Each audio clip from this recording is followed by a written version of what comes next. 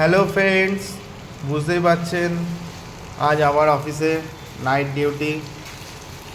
হ্যাঁ, একদম ঠিক দেখেছেন। আজ একটু মটন কষানো হচ্ছে, ভাত আছে, ভাত হয়ে গেছে।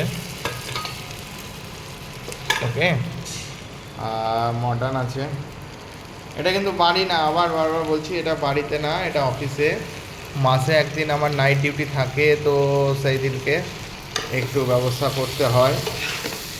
হ্যাঁ, রাতের খাবারটা অফিসেই। তো দ্যাট সেটাই হচ্ছে, এখন কষানো হচ্ছে, এখনও অনেক টাইম লাগবে। এই আমার অফিস মন্দির।